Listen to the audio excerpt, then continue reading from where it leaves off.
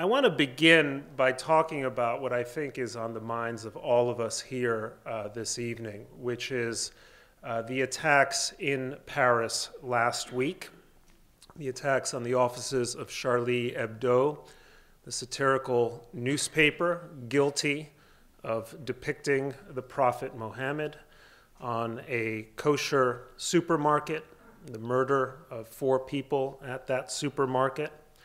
And then, not least, because I think we need to talk about it and talk about it in a frank and serious way, the nature of the administration's reaction to those attacks, the failure to send a high-level emissary, administration emissary, the president or the vice president or even at least a cabinet-level officer, to join the march with President Francois Hollande and other world leaders, and the way the administration is choosing to speak about the attacks, because I think that all bears in a very direct, topical, relevant way on the theme of this book, America in Retreat. Let me begin with the nature of the attacks themselves. You know, for a long time, since September 11th, we've been having an extended argument in this country about why we were attacked on that day and whether our conflict with al-Qaeda, our conflict with radical Islam, our problems in the Middle East are a function of our policies in the Middle East, or whether they go deeper, whether they're a function of a competing set of moral, ideological, civilizational values. And you have heard, no doubt, from people both on the right and the left that it's about our policies. When in the 2008 and 2012 election cycles, we heard a great deal on the right from people like Ron Paul, who said it had to do with American troops having been in Saudi Arabia, generations of meddling in Middle Eastern politics that had engendered this kind of reaction. And you also heard it often from the left, people making the argument that if it weren't for U.S. support, for example, for Israel in the Israeli-Palestinian conflict, if it weren't for our wars in Iraq and Afghanistan, we would not face the kind of crisis that we face in our confrontation with radical Islam. Now, I hope that if the attacks of last week have any kind of silver lining, if there's any possibility of a silver lining to that scale of murder, it's to have finally settled that question. Charlie Hebdo was a satirical newspaper that was proudly left-wing, anti-American, anti-colonialist, anti-religions of all stripes, not just radical Islam or Islam, but the Catholic Church, not particularly friendly toward Israel, not particularly or frequently churlish about Jews. It was a plague on all houses type of magazine. And the only reason it was attacked is it dared, in the heart of European civilization, an office in the heart of Paris, to an audience that was overwhelmingly a European audience, to draw cartoons depicting the Prophet Muhammad. For that, self-appointed Islamists decided that those cartoonists, those editorialists, deserved the death penalty. And they were judge as well as executioner. It is very hard to make the case that Charlie Hebdo died because the United States gives Israel a few $billion a year. Very hard to make the case that they died because France is somehow involved in the politics of the Middle East. On the contrary, France has spent generations bending over backwards to placate Arab sensibilities in the Middle East, and only a few weeks ago, the French Parliament had symbolically voted to recognize a Palestinian state. All this happened before the attacks on Charlie Hebdo. It is very hard to make the argument that murdering Jews in a kosher synagogue is simply a reaction to Israeli policies in Gaza and the West Bank, rather than what I think we ought to see it as, a nakedly anti-Semitic attack stemming from deep Judeo-phobic roots in modern Arab and Muslim culture. So to begin with, what I hope the attacks of Charlie Hebdo do is settle this kind of debate that we are having. We are not going to win peace in the Middle East simply by changing our policies. When Sayyid Qutb, the founder, the ideological founder or the ideological godfather of Al-Qaeda, began to write against the United States, it wasn't because America was deeply implicated in Middle Eastern politics. It was because he paid a visit. He spent a year as an exchange student in the United States and found that American women were American culture was hedonistic. American women danced too loosely. American music was too sexualized. This was the basis of his opposition and his loathing for Western civilization and Western culture. It was not a function of American policy, support for the Shah of Iran or support for this or that government in the Middle East. It was purely a function of what it is to be a free society, a liberal society. So I think that's the first lesson that we need to draw from what happened last week at Charlie Hebdo and the kosher supermarket. Now the second question goes to the administration's failure to send a high-level representative to attend that rally. And what we have to ask ourselves was this an example of administration incompetence, or did it reflect something deeper? Well, it was an administration of reflection, or a reflection of the administration's incompetence, and it is amazing to me that someone should not pay a price with their job somewhere within the administration for failing to tell the president that this was really important, this mattered, and someone had to show up. I understand that there's an argument that it's a heck of a thing to move an American president on 36 hours of notice, but it's not such a big thing to move a mere vice president on any amount of notice. Why wasn't anyone there? It is the job of the National Security Advisor of the United States, Susan Rice, to tell the president we need to send someone. So that's true that on one level this was a reflection of this administration's failures to master the sort of ABCs of international diplomacy. But I think it lets the administration too easily off the hook to argue that this was simply a kind of a faux pas or a flub for which they have already, in a certain sense, apologized and tried to make amends. I think this is a reflection of actually core values or core ideas, attitudes that have defined the administration really since the time that the president first came to office. It's one of the ironies, I think, of the Obama years when history looks back on this period, to think that this is a president who was more beloved in Europe, even in 2008 when he was first elected, than he was in the United States. And yet European love for Barack Obama is the most unrequited love since Gabriel Garcia Marquez wrote Love in the Time of Cholera. But this is an administration that thinks that an ideal foreign policy for the United States is to have less foreign policy. And I think that's what explains why, when news of the attacks first broke, the administration had a pro forma presidential statement to the effect that these were cowardly terrorist attacks. Now, these were evil terrorist attacks. But the one thing that I don't think we should ever call these terrorists is cowardly. They were very much prepared to die in order to murder a number of cartoonists and a number of Jews. That's not cowardice.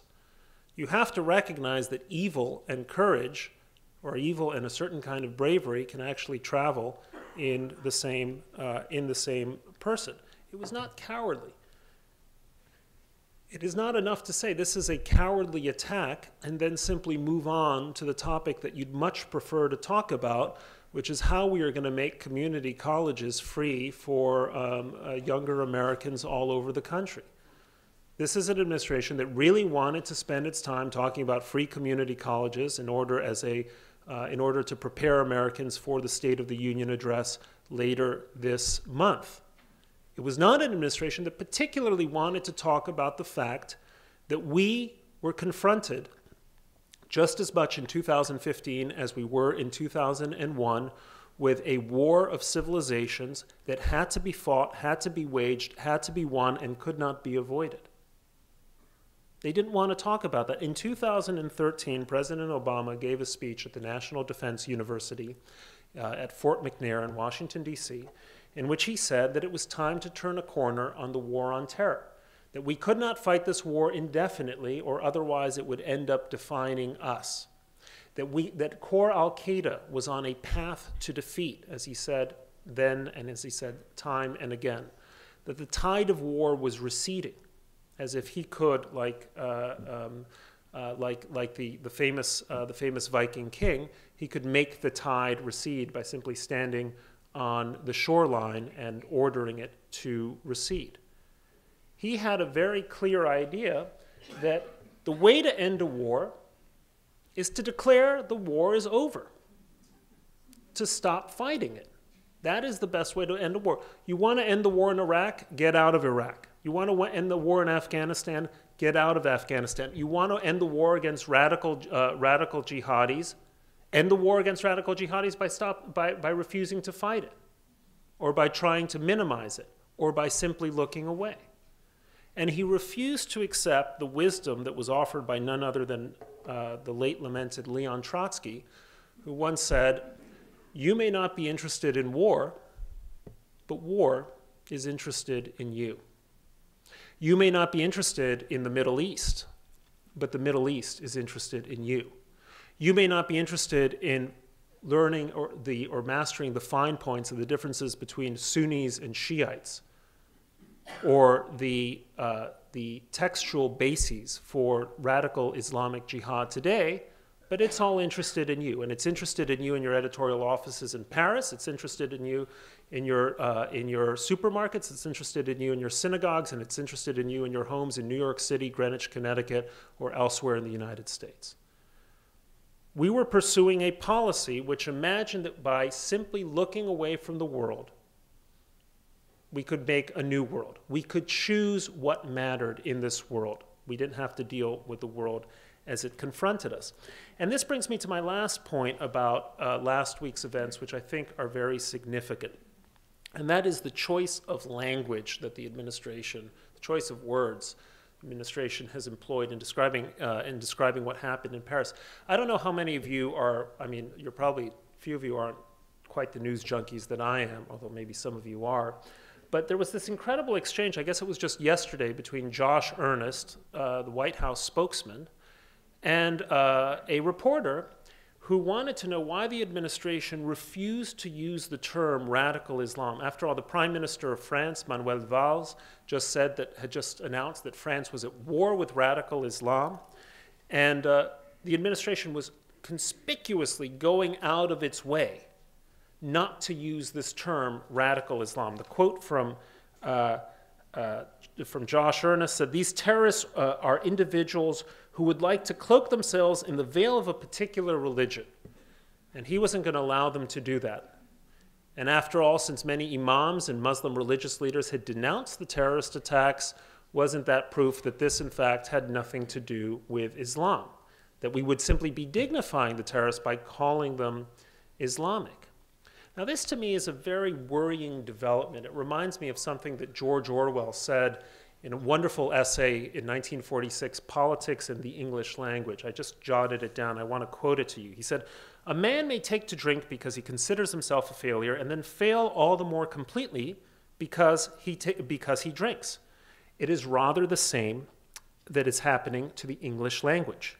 It becomes ugly and inaccurate because our thoughts are foolish, but the slovenliness of our language makes it easier for us to have foolish thoughts." Now, something is very much like that is now happening when we are talking about the threat that confronts us. We now have an administration that refuses, for a variety of reasons, not the least of which is the slovenliness of its language, to name the threat that confronts us. There are extremists in all religions. There are Orthodox Jews, for example, who are so extreme that they will not print a photograph of Angela Merkel in one of their newspapers. This is a kind of religious extremism. I think it's absurd. But this is not religious extremism that is massacring French cartoonists in their office. There is a great deal of Christian religious extremism. But for the most part, with a few notable exceptions, there are no instances of Christians involved in suicide bombings. In fact, when I was the editor-in-chief of the Jerusalem Post, one of the most interesting facts to emerge was this. Despite the fact that suicide bombings were roundly attributed to Israeli occupation and Israeli oppression of Palestinians in Ramallah, Bethlehem, and so forth, there was not a single case when I was in Israel, which was the very height of the Second Intifada, not a single case where a Christian Palestinian made himself or herself into a suicide bomber. So this evasion of reality that is taking place now, this refusal to countenance the very idea that these people who routinely are committing terrorist atrocities in the name of Islam may indeed have something to do with Islam, okay, is a massive failure of diagnosis. And if you cannot, as a doctor or as a statesman, diagnose the disease that you are trying to cure, there is no hope that you are going to cure it. So those are the main points that I want to make with relation to what happened in the last week. We will see how it plays out. One of the things that I worry is people always seem shocked by these terrorist attacks. I can understand the moral horror, but how is it that we are so routinely shocked by the attacks? We are shocked to some extent because we suffer from some unbelievable case of amnesia in which we are always surprised when cartoonists end up dead in Paris, or people on a bus or on the tube end up dead in London, or people on a train end up dead in Madrid, or people in a cafe end up dead in Sydney, and so forth and so on. There is a tendency so quickly to forget what we are dealing with that it raises the very ugly possibility that it might take another attack on the scale of 9/11 to seize Americans of the reality that the threat we confront is a very serious one. Now, I mentioned earlier that this is all a function, or the administration's reaction to the terrorist attacks of last week is a function of a broader worldview, which is what I call the retreat doctrine. The administration likes to call this foreign policy idea, they like to call it retrenchment. They like to call it nation building at home. And one of the arguments that I make in this book is that this is, on the one hand, historically unprecedented in the post-war era, but on the other hand, actually very much a piece of the broader history of American views on foreign policy. In 1945, America faced one of the most fundamental foreign policy choices in its history. And that was, we had won the war, we had seen Japan sign its unconditional surrender on a battleship in Tokyo Bay, and now what were we going to do? How were we going to react? We knew that after the First World War, after winning in Europe, we had decided, for a variety of reasons, that we did not want to remain engaged in world affairs, that we wanted a return to what a previous president called normalcy, that was Warren Harding, that we wanted to pursue a foreign policy that was extraordinarily limited, that made no guarantees, that offered no commitments, that didn't join any organizations, that didn't promise to secure the freedom of or promise to assure the security of other nations, that we wanted nation building at home. That was what traditionally we call, in this day and age, we call the isolationist era in American foreign policy. Now, isolationism, contrary to what some people think, doesn't mean you don't have a foreign policy, doesn't mean you become North Korea. We had a foreign policy in the 1920s. In 1928, 1929, an American Secretary of State, a Republican, by the way, by the name of Frank Kellogg, joined forces with the French Foreign Minister, Aristide Briand, and they signed what was called the Kellogg-Briand Pact, or the Pact of Paris. And that was an agreement that got a number of countries to outlaw war as an instrument of national policy. Among the signatories of this agreement were Japan, Germany, Italy, and Soviet Russia. Within a year of signing this agreement, Japan invaded Manchuria. Within 6 years, Italy invaded Abyssinia. Within 9 years, Germany invaded the Sudetenland, and then a year later invaded Poland, as did the Soviet Union. That was American policy in the interwar period, making declarations, trying to enjoin other nations to behave themselves, but otherwise staying aloof from the world. And the lesson that Americans drew after the Second World War, and very reluctantly, by the way, was we couldn't have that kind of foreign policy anymore. American security and prosperity depended to some extent on there being a liberal democratic power with the will and the wherewithal to enforce some at least basic rules of the world, a basic sense of global order, not within our sovereign borders, not from 12 miles out into the Atlantic and 12 miles out into the Pacific and to hell with the rest of the world, but at the very far frontiers of freedom. And I write about it, this moment in this book. There's actually a moment, a date in history, where Britain, exhausted after the Second World War, comes to the conclusion that it can no longer fulfill the function it's fulfilled as the world's policeman for some, at least 100 years, if not more. And the British call up the Americans one fine day and say, we're coming over with some state papers and we want you to have a look at them. Dean Acheson takes the call at the State Department in 1947. George Marshall is Secretary of State, but he's away on a visit to Princeton University. Can't be reached, is not on his BlackBerry for some mysterious reason. I guess he had an iPhone, or was a Verizon customer. And Dean Acheson takes receipt of these papers that say we will be getting out of Greece and Turkey, two countries that Britain had been supporting against communist aggression and insurgency, and please do something about it. And American leaders were put to the fundamental choice at that moment: what do we do? Do we repeat the mistakes of the Harding administration, of the isolationist era, or are we going to become the world's policeman? And there was a coalition that involved Harry Truman on one side, Democrat, and Arthur Vandenberg on the other side, Republican, who understood that isolationism was not a serious option for America, that America did in fact have to be the world's policeman, that we did in fact have to offer meaningful security guarantees to countries that were at risk of being overrun internally or externally by communist aggression. And that was the beginning of the Cold War, and it was also the beginning of Pax Americana. And in the 60 years that we had after that, America remained the most powerful nation in the world. We did manage to secure freedom at its farthest frontiers, including West Berlin, the demilitarized zone in Korea. We did manage to stand up impoverished little countries like Taiwan, like Israel, and help them become flourishing democracies. We did ensure that we never once again had to suffer a major war. For most people in this room, probably the most traumatic experience of war was the Vietnam War. In Vietnam, at the height of the Vietnam War, about 11 Americans were coming home in body bags every single day, which is terrible. In World War II, more than 300 Americans came home in body bags every single day. We talk about World War II as the good war these days, but the good war was actually the worst war in American history except for the Civil War, because we had waited on events until a crisis hit us. And then we had to fight a war of a sort that we had never fought before, and we would never fight again. And all this happened because America was prepared to fulfill its role as the world's policeman.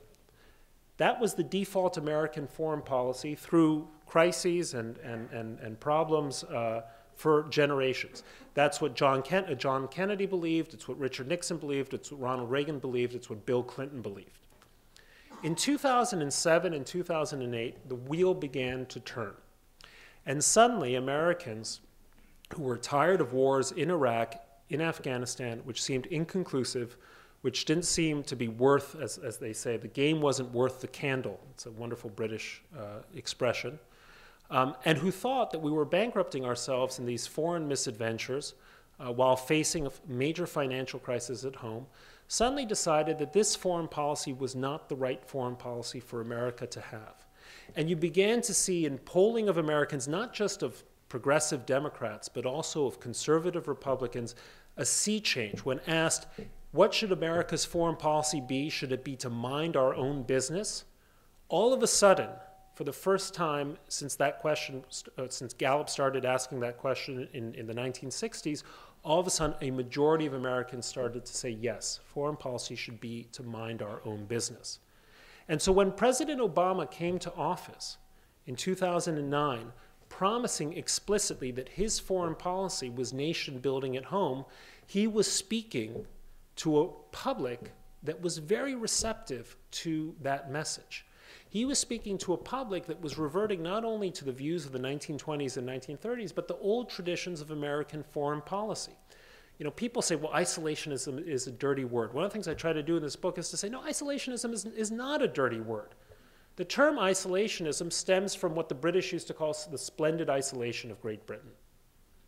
Isolationism begins with George Washington's farewell address. It begins with Thomas Jefferson's first inaugural address when he says, peace, commerce, and friendship with all nations, entangling alliances with none. Isolationism was the default American foreign policy for well over a century. And when it takes 3 weeks to get from Europe to New York Harbor in a sailing boat, or a week and a half in a steamship, that's actually a very sensible foreign policy. We have our protecting oceans as our great moats to keep us safe from the world's troubles. Very different, very difficult to do in the late 20th century. Nonetheless, President Obama was both hearing this from the American public, but I think he was also reflecting it back in his own worldview. You know, the wonderful environmental slogan is reduce, reuse, and recycle. If you had to capture what Obama's foreign policy has been, I would say it's something like rebalance, resize, retreat.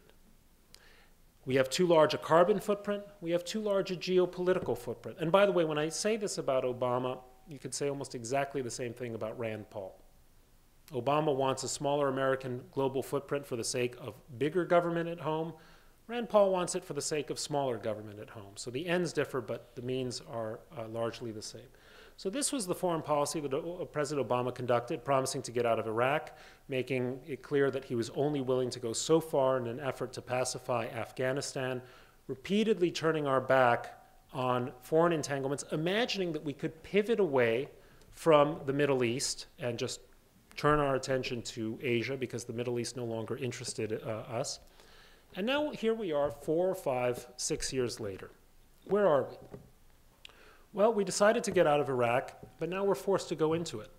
Today, there are 3,000 American boots on the ground. We don't call them boots on the ground.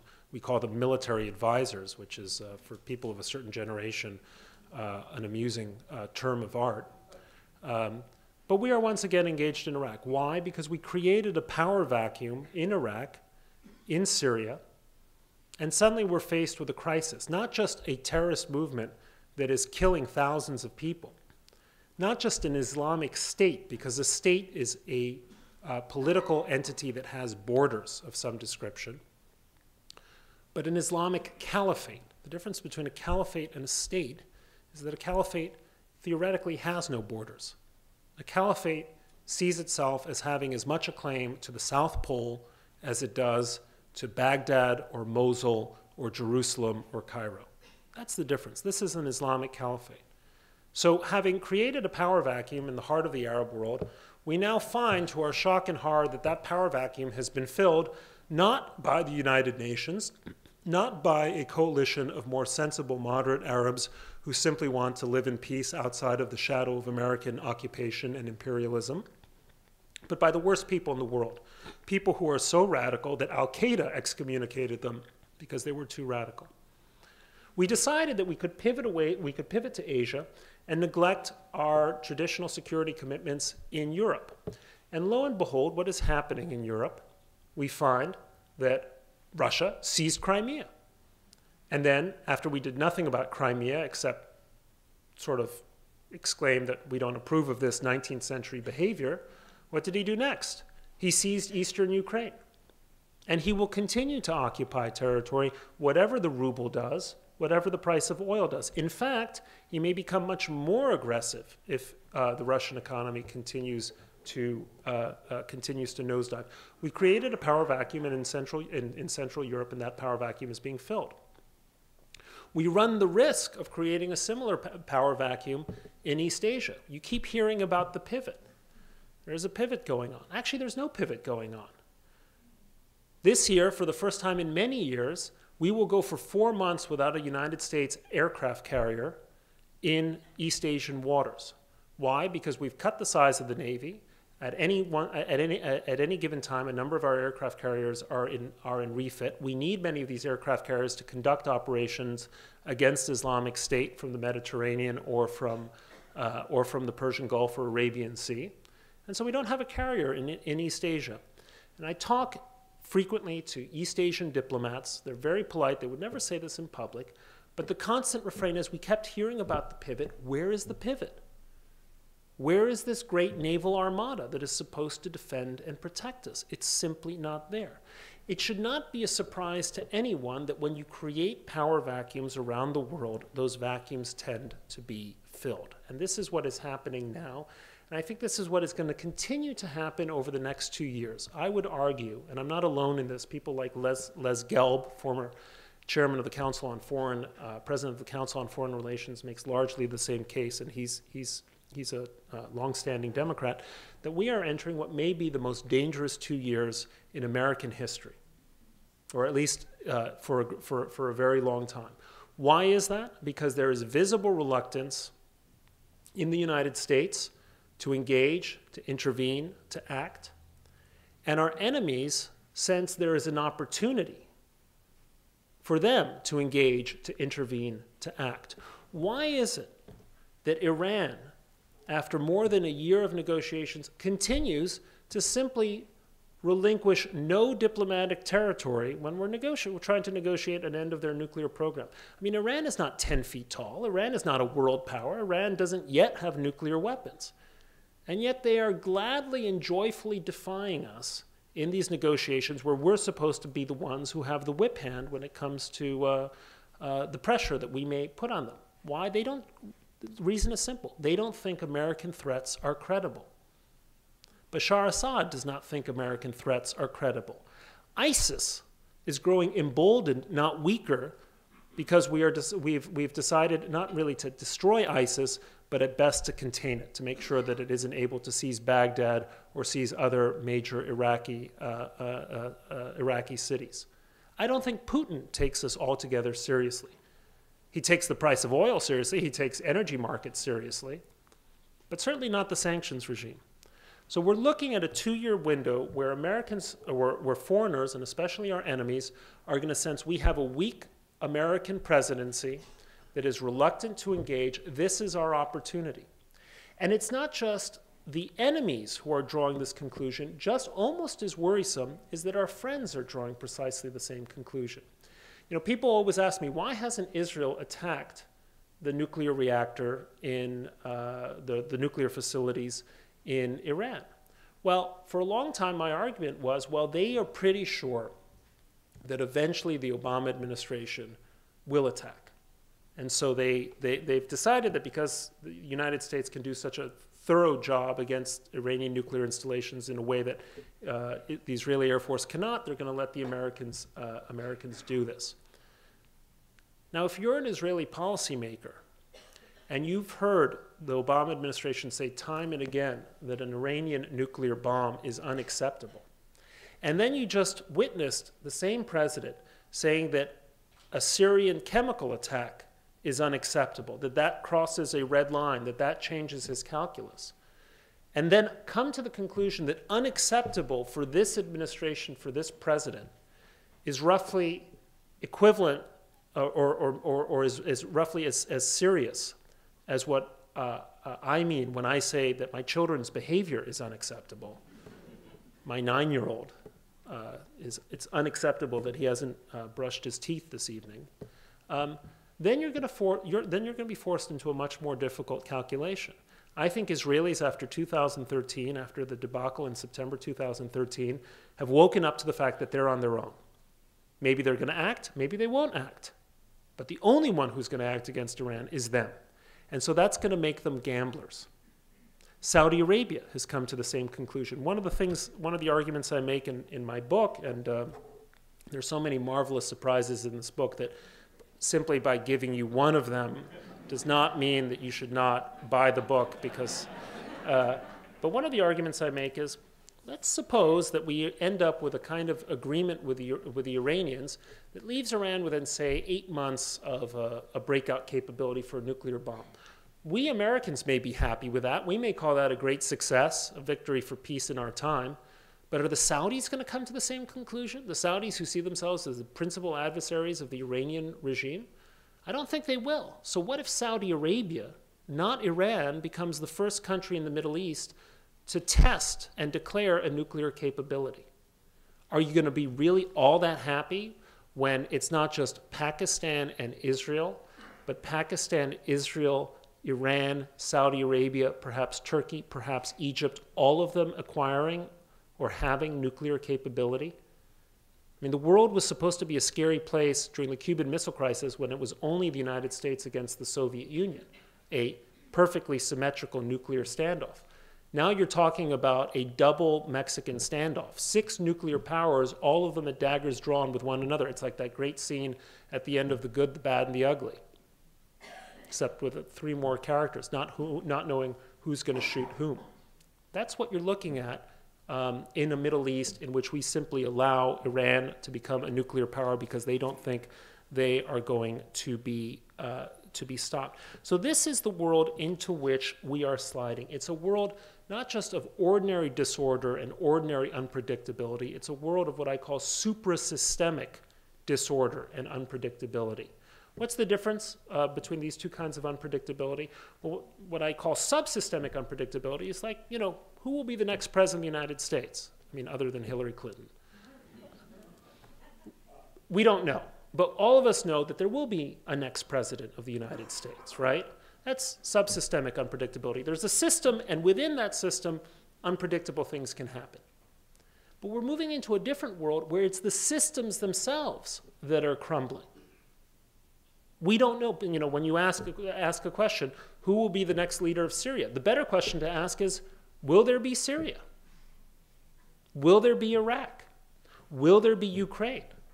Just 6 months ago, it was reasonable to ask, will there be Great Britain?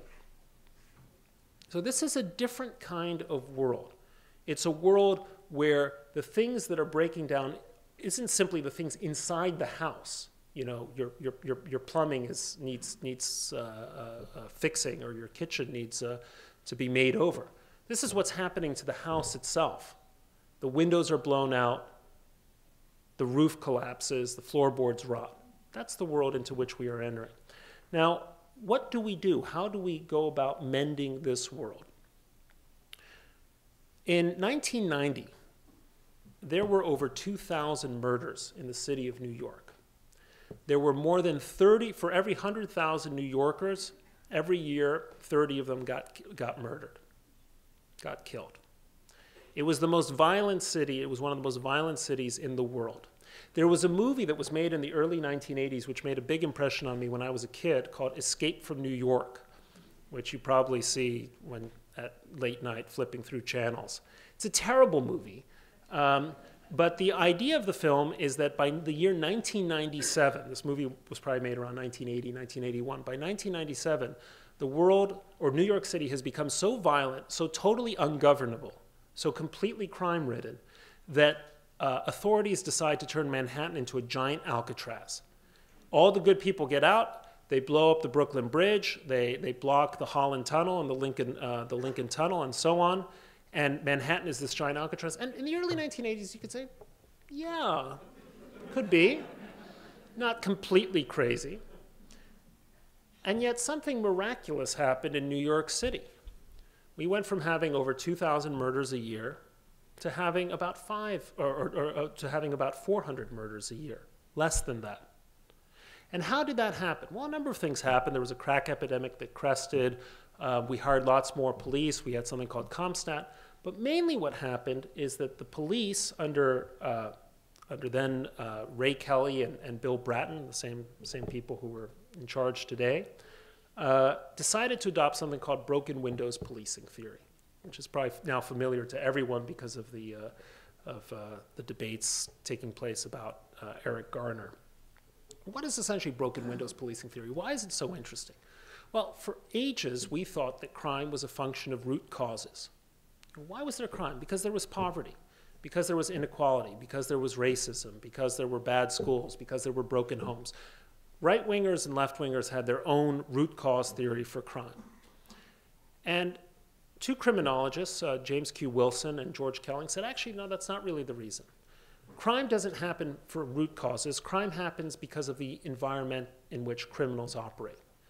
If there is a building and there's a broken window in it, and the window does not get repaired, you can bet that within a week, every single window in that building is going to be broken. Why? Because it's fun to break windows. But what does that unrepaired window mean? It means it sends a signal, an environmental cue, that no one cares about the upkeep of that building, that no one cares about that neighborhood, that no one is watching, no one is repairing, nobody is in charge. And when you have that environment, people do whatever they want. That's what happened in New York. That's what happened in major American cities. Where were the cops? The cops were in the precinct house. The cops were in their squad cars. But the cops were not there walking the street, just keeping an eye on everything. And so when there wasn't that visible presence of order, that signal that people cared, that minor violations of the law were being dealt with seriously, that lawbreaking was being treated at the lowest levels, that the effort of the police wasn't simply to react to disorder, but to maintain order. Okay? When those things didn't happen, you had massive criminality. How did you reverse that? Put cops on the street. Prevented squeegee men from harassing you at 138th Street or wherever you were coming in. Arrested turnstile jumpers. Stopped kids from smoking pot in public. Stopped drug dealers from dealing drugs in Washington Square. All of a sudden, you had this monumental transformation. We went from a system of disorder to order. It proved that socially, at least, entropy isn't necessarily the law of nature.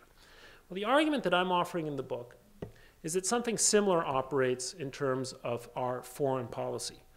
Why is it that Vladimir Putin, who's had his eye on Ukraine for a very, very long time, okay, and thinks that Ukraine is integral to his idea of Russia, certainly Crimea is, why is it that Vladimir Putin invaded or seized Crimea just 6 months after Bashar Assad got away with killing people in Damascus, crossing the chemical red line, and suffering no immediate personal consequences to his grip on power, to his regime?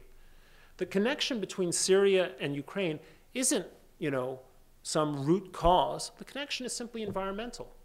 Vladimir Putin observed that the cop in the world, the United States, was not serious about enforcing world order, and that he could get away with it.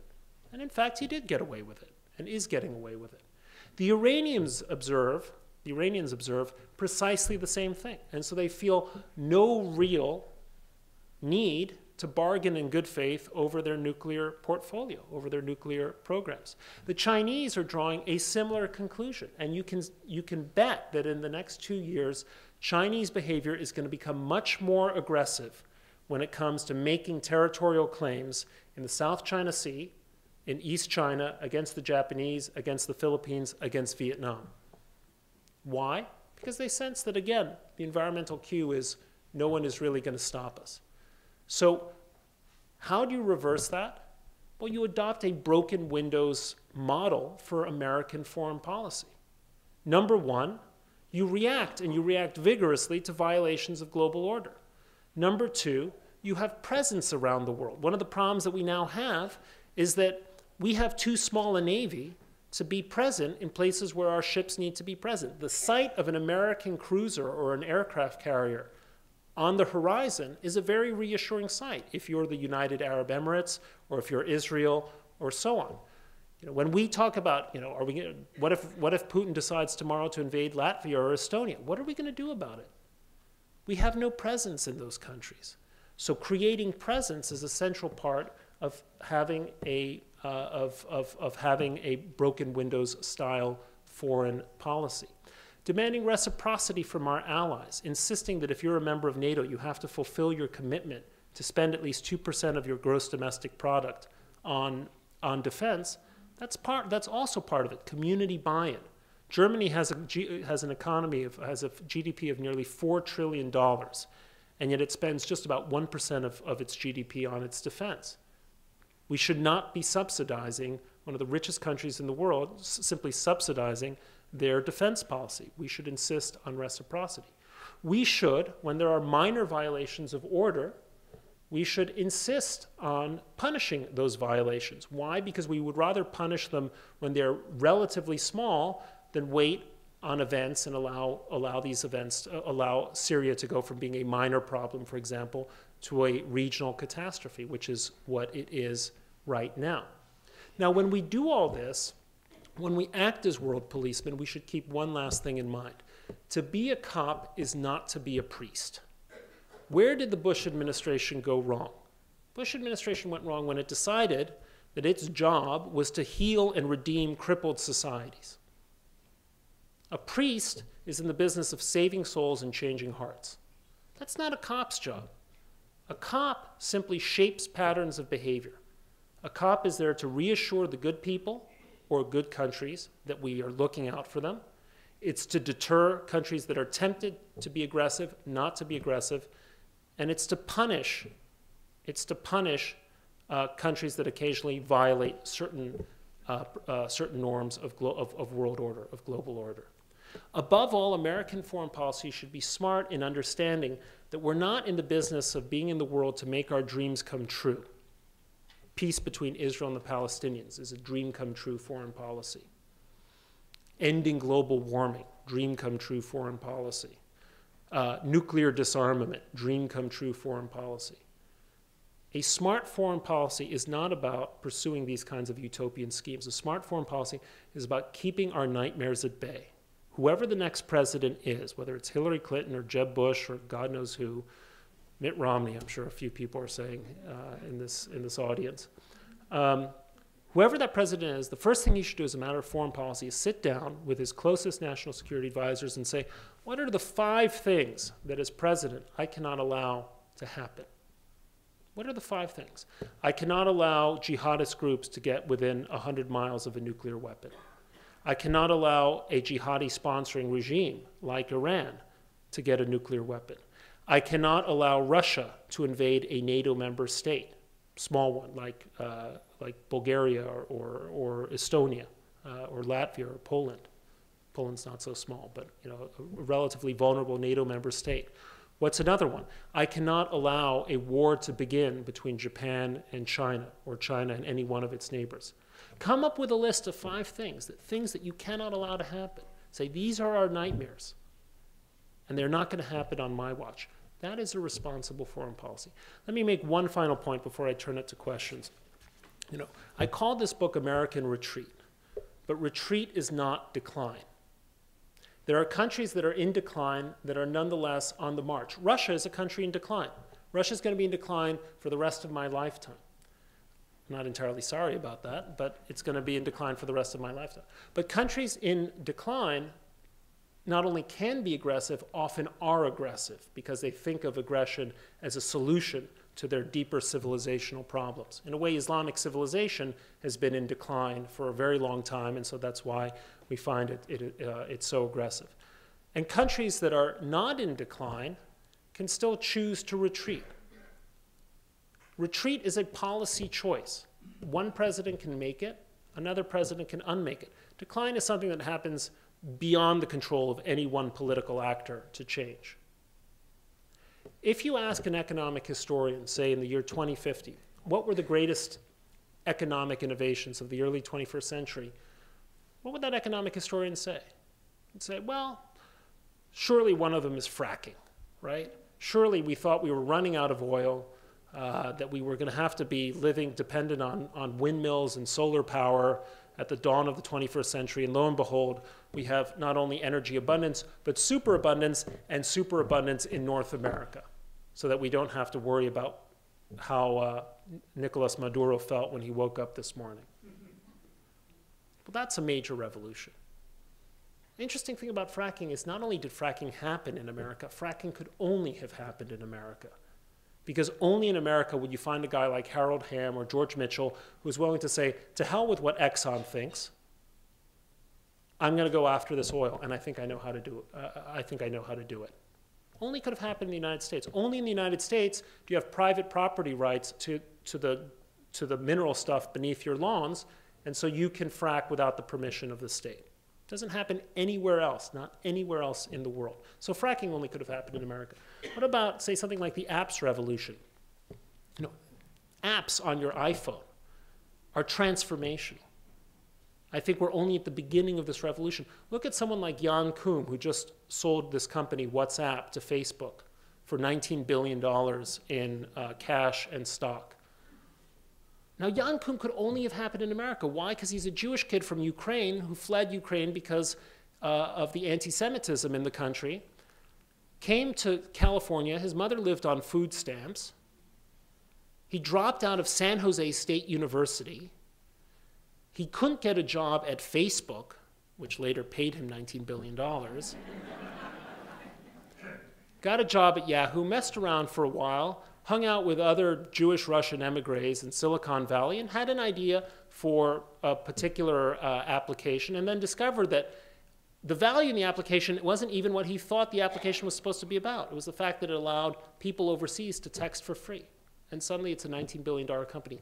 Uber, TaskRabbit, all of these things, we're seeing the beginning of a new type of economy that's breaking the monopolies of things like everything from your plumber to your taxi cab company. That's an only in America type of development. Social media. Mark Zuckerberg was not a great Chinese social media entrepreneur or a Russian social media entrepreneur. He was an American, because it's only an American college dorm that you have an incentive to hook up and hang out. And so you need Facebook. Check other people out. This is transforming the way in which we relate as human beings in a 21st century world. Again, and only an American innovation. So this historian in the year 2050 or whatever is going to say, interestingly enough, just as at the beginning of the 20th century, America was the land of Model T and the Orville Wright Flyers and all of those other core innovations of the 20th century, atomic energy and so on, all of them happened in America. All of them are happening in America now. The real question for the United States is not the outcome. It's not whether we will be the dominant power 100 years from now. We will be the dominant power 100 years from now.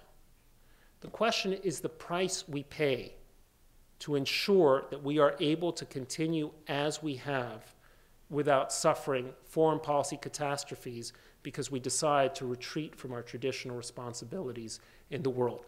You know, we spent 20 years in an isolationist mode in the 1920s and 30s. We got the Second World War. We spent about 5 years after Vietnam in an isolationist mode, and then we got ourselves out of it, and we had 25 years of extraordinary economic growth. I've written this book in the hope that this new isolationism, this new moment of retreat, is a short-lived one, that the United States understands what its global responsibilities are and understands that in meeting those global responsibilities, it's not simply doing the world a favor. Above all, we are assuring the prosperity and security for us, for our children, and for generations to come. Thank you very much.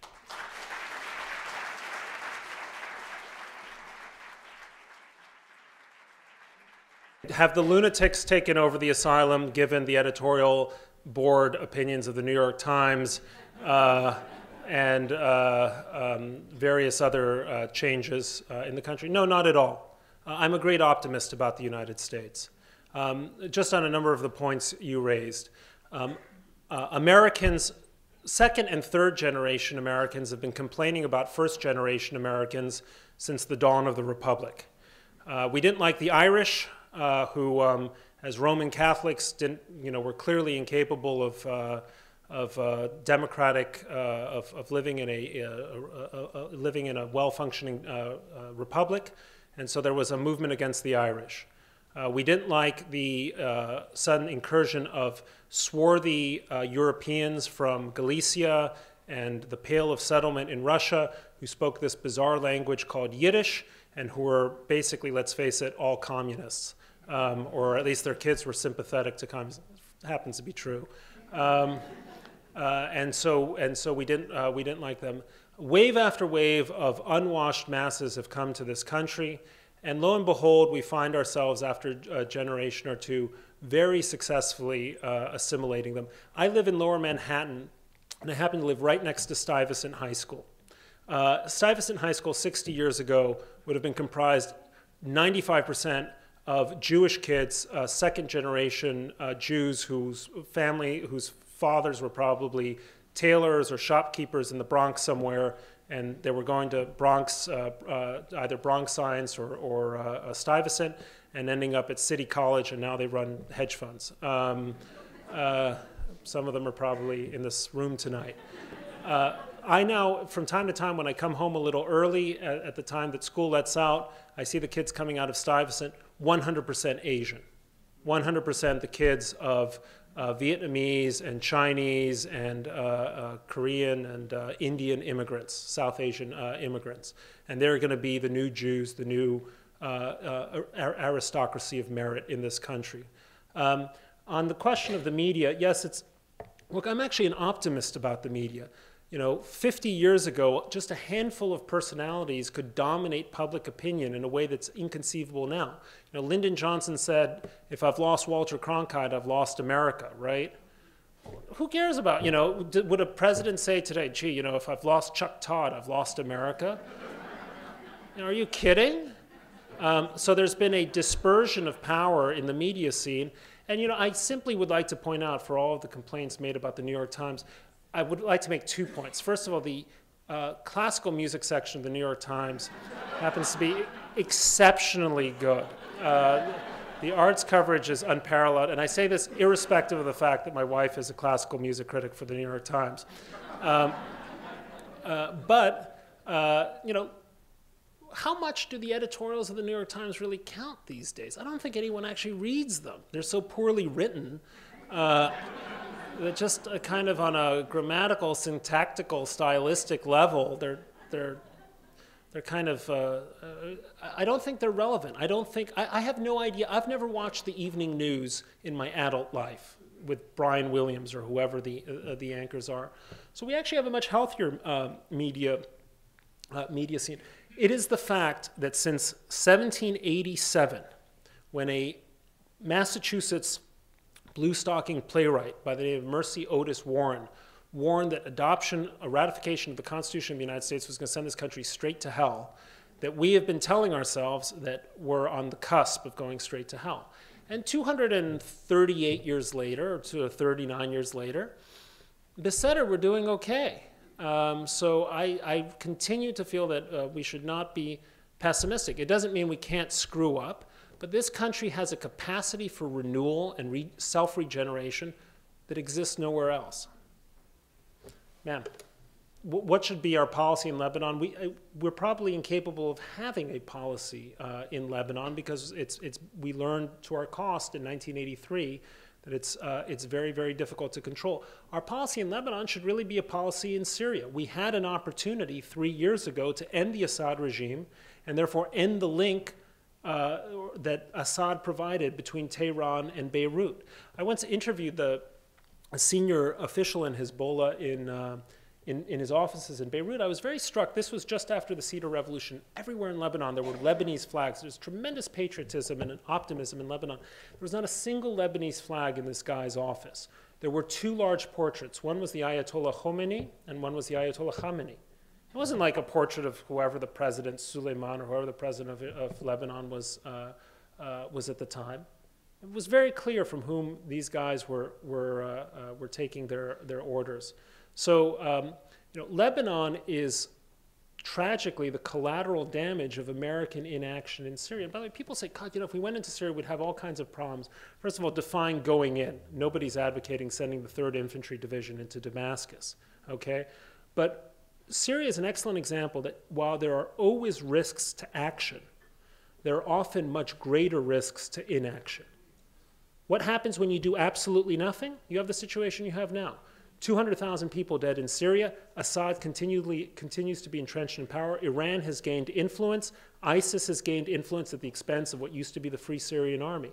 It is a disaster that is unimaginable, and people should, before we sort of write off Syria, people should look at the images of Syrian children who are now freezing to death because of the harsh winter that's taking place there. About Cuba, look, I'm all for ending the embargo. You know, if a policy fails for 50 years, maybe there's something that's the matter with it. On the other hand, we had an opportunity with Cuba because the collapsing price of oil meant that their economic patron, Venezuela, was probably not long going to be in a position to continue to subsidize 11 million Cubans. And I think we essentially sold our diplomatic leverage cheaply.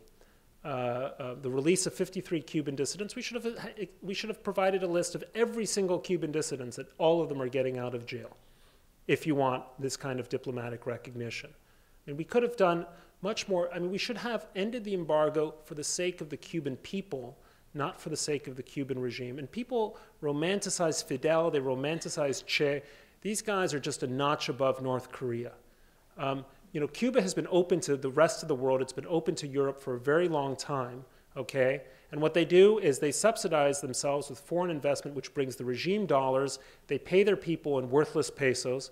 It's one of the most tyrannical regimes we've had in the last half century, and somehow because it has palm trees, we think that it's a nicer place. You know, cigars. Cigars and palm trees. You know, as Freud said, sometimes a cigar is just a cigar. I should take on my far left. I mean, I think of General el-Sisi, or President el-Sisi in Egypt, as a case in which you've gone broke, you've lost everything, and you suddenly find out that your distant Aunt Myra was quietly amassing a small fortune and has bequeathed it all to you. That is the kind we had lost Egypt. It was in the hands not just of some, you know, random anti-American dictator, but in the hands of the Muslim Brotherhood, the largest Arab state, 80 million people, a strategic pillar, a cornerstone of American foreign policy in the Arab world. And lo and behold, this character named Sisi shows up, throws out the Muslim Brotherhood. He's wildly popular. And we go, oh, you know, this was not entirely democratic. You know, I mean, Woody Allen would have done marvels with this looking the gift horse in the mouth situation. El-Sisi was a gift to us, and the beginning of a smarter Middle Eastern policy is recognizing the value of el-Sisi as someone we need to support to the hilt. And yes, he is not a flawless democrat. In fact, he is an autocrat who abuses human rights quite freely and in a way that we ought not to endorse. We should have an assistant secretary of state issue memoranda on Friday afternoons talking about how we don't approve of these policies. But in the meantime, we need to take advantage of that opportunity. You know, Machiavelli said that the best recipe for foreign policy is to develop the reputation as a thorough friend and a firm foe. Or maybe it was a firm friend and a thorough foe, but it was in Italian anyway, so no different. We need to show a country, someone like Sisi, that we're going to be a firm friend. We are going to shore up Egypt economically, which he desperately needs and will need even more as the fall in oil prices makes it difficult for the Saudis to continue to prop up the Egyptian economy. We should deepen our military ties with the Egyptian government. We should encourage Egypt to police its corner of the world, especially with the rise of jihadi militias in eastern Libya. That should be the beginning of a serious policy. Secondly, we need to do more to reassure the Saudis that we have a serious Iran policy and we're not going to continue to kick the diplomatic can down the road so that Obama can walk out of office on January 20th, 2017 and say, well, Iran didn't get a bomb, so therefore I fulfilled my pledge. He has to make sure that the Saudis believe that Iran is never going to get a bomb. And right now, he's not doing it. Could we do more to coordinate or help coordinate a rapprochement or better relations between Saudi Arabia and Israel? Actually, the Israelis are doing a great deal of that themselves. Behind the scenes, there is a tremendous amount of security and intelligence cooperation with not only between Israel and Jordan, but through Jordan, with Riyadh, with some of the United Arab Emirates, not all of them, and with a couple of other countries that I could mention that are former Soviet republics. So there are opportunities for a smart American foreign policy, but it's curious that an administration policy that came into office saying we're going to offer smart diplomacy has done the opposite of offering smart. I think that if you have to say our diplomacy is smart, if you have to tell, it's like what they teach you in writing classes, don't tell me, show me, Well, similarly with this administration, that would be the beginning of a smart diplomacy. But it begins by recognizing the world as it is, not by having ambivalent feelings about the world as it is. And this is the way this administration has operated too frequently. Remember on May 2nd, 2011, writing a column called Obama's Finest Moment, the decision to take out bin Laden, which was an absolutely courageous and correct and difficult decision by the president. But the problem is that the president treated terrorism as if it was a terrorist problem that involved getting rid of a number of terrorists rather than an ideological challenge to the United States that required something more than simply targeted drone strikes in Northwest Frontier Province. By the way, after Osama bin Laden was killed, the number of drone attacks fell, and effectively it has ended in the last couple of years. There are almost no drone strikes. The numbers have gone down, at least the ones that I've seen. The numbers have gone down far below what the Bush administration was doing in its 8 years in office.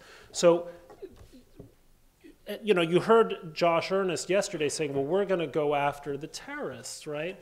Which is all well and good, and the administration did to some extent go after the terrorists, but the terrorist problem is not simply a matter of taking out this guy or that guy, right? We thought, okay, well, we've killed bin Laden.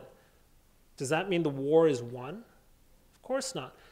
This is also the president who, after he killed bin Laden, I referred to this earlier in the speech, earlier in my talks, gave this speech at the National Defense University, in which he said, basically, we've won the war on terror. It's over. We're not going to go on fighting this. Yes, we'll continue to treat this, but we're going to end the authorization for the use of military force. We're going to treat terrorism the way we did in the 1980s and 1990s as essentially an issue in which we're going to be dealing with small-scale attacks like the hijacking of the TWA flights.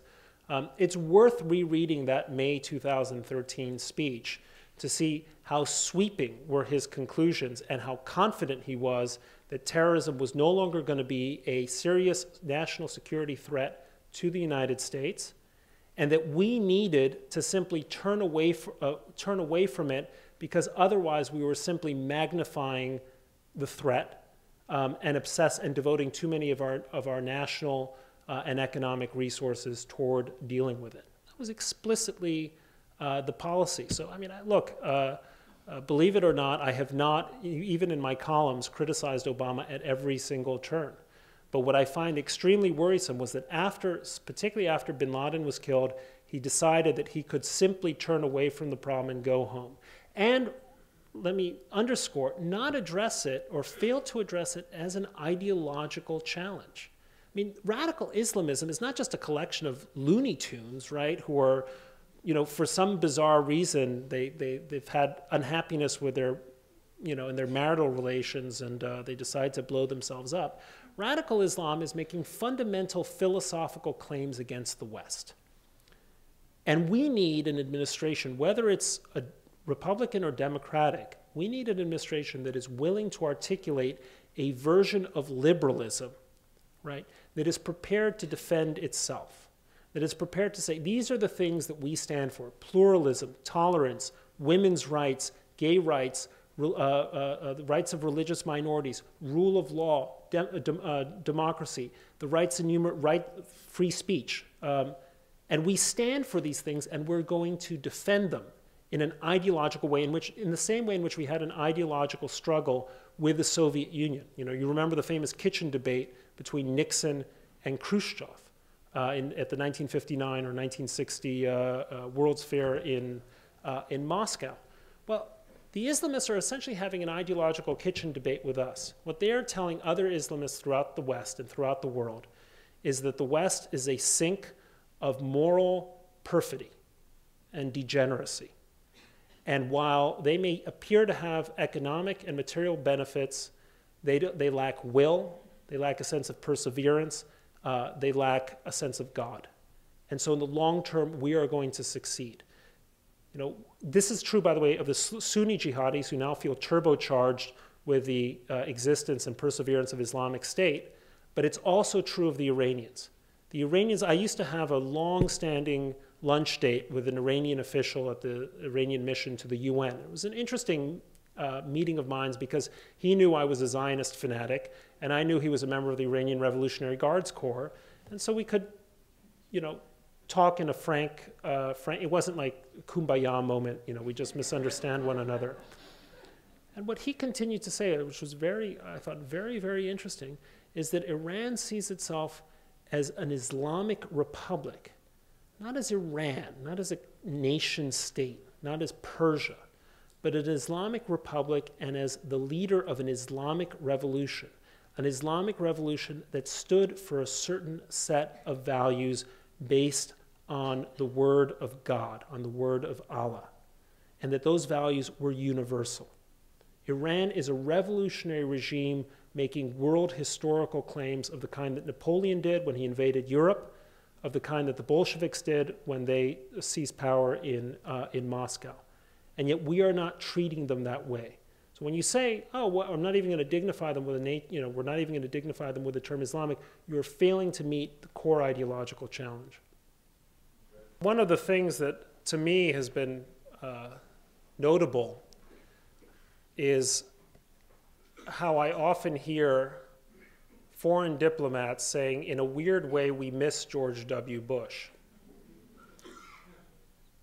In part because he was prepared to be unpopular, and he was also prepared to put together what he used to call coalitions of the willing, which were not popular in salons in Paris and other places, but managed to actually assemble large numbers of countries for the sake of certain kinds of purposes, whether you agreed with them or not.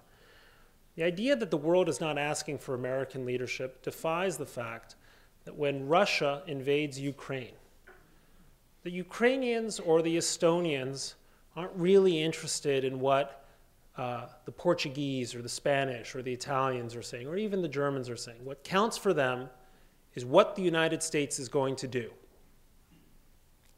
So they look for leadership in the form of, say, an American statement that says, we will defend the sovereignty of the Baltic states, and we will do so, we will begin by doing so, we will begin to do so by deploying a combat brigade in, say, Vilna, just to make sure that the Russians know that we're there in sufficiently large numbers that they would be risking a catastrophe by invading.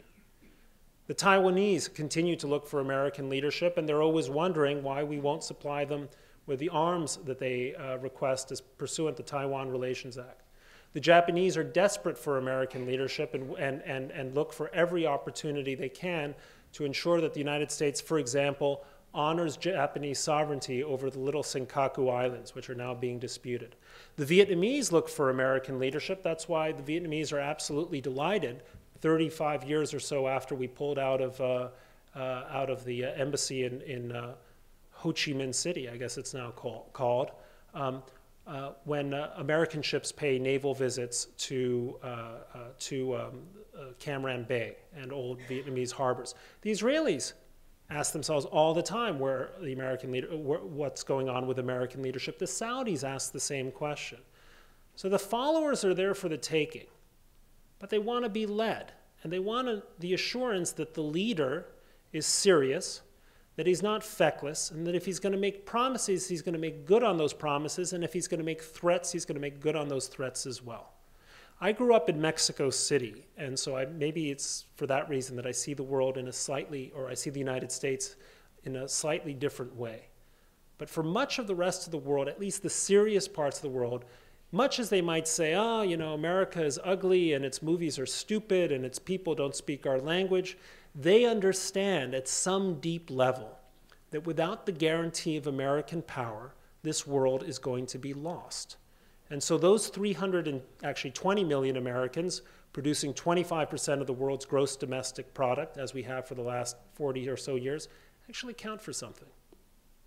Henry Kissinger once observed in one of his memoirs that the pattern of American foreign policy has been defined by what he called the disastrous oscillation between overcommitment and isolationism. And having overcommitted after Vietnam or during Vietnam, we retreated during the Carter years into a kind of quasi-isolationism. Having overcommitted during the Iraq War, during the Bush administration, particularly with the so-called and really misbegotten freedom agenda, we oscillated back to the isolationism or quasi-isolationism of the Obama years. The case that I'm making here in this book is not a case for why George W. Bush was right. George W. Bush was deeply wrong when he tried to substitute utopianism for foreign policy. When George W. Bush said in his second inaugural address, it will be the goal of the United States to end tyranny in the world, okay, that's utopian. It is actually the antithesis of a conservative foreign policy which understands that the world is what it is, that human beings are what they are, and that evil, and evils like tyranny, are going to be a feature of world politics for as long as we're around. So we need a foreign policy that understands, on the one hand, that we cannot go around and redeem the world. We cannot save societies from themselves. But on the other hand, we simply cannot retreat from the world and pretend that there's nothing that we can do, that all of our endeavors are going to be doomed to failure, that the game will never be worth the candle, that it's simply an expensive waste of money, that we can draw up some mythical drawbridge and retreat behind our moat and tend to our own garden. Because when we try to retreat to this fictional Garden of Eden here in the United States, what we discover is that we bring global pandemonium right to our doorstep. So what is a foreign policy that navigates between those two temptations, both moralizing temptations, to redeem the world or retreat from the world and be pure? You know, as Groucho Marx said about Mae West, I knew her before she was a virgin.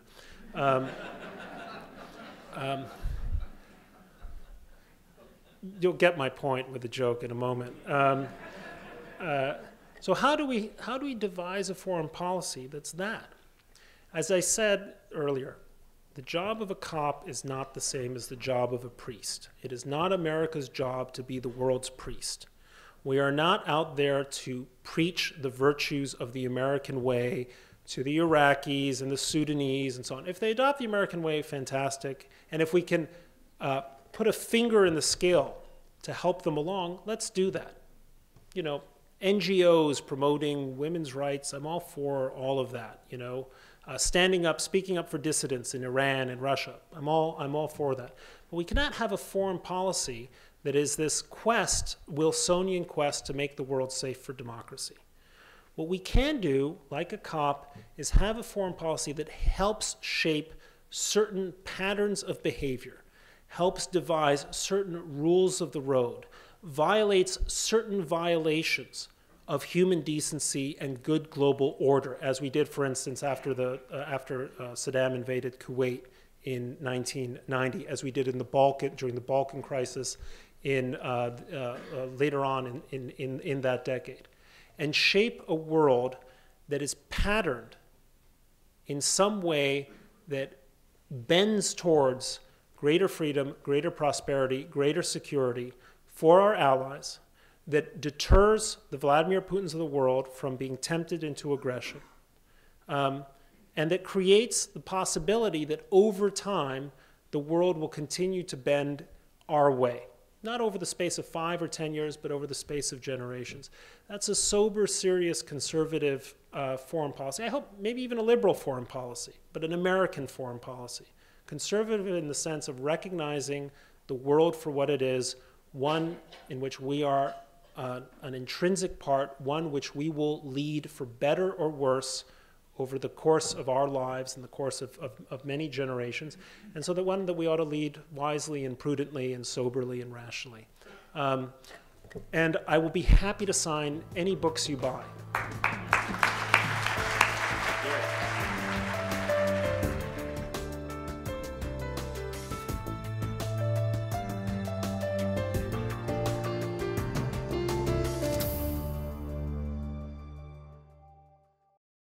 We would be pleased to send a complimentary DVD of this program to anyone who wishes to support JBS, the Jewish Broadcasting Service, with a tax-deductible gift of $36, double chai or more, to the nonprofit organization Jewish Education in Media.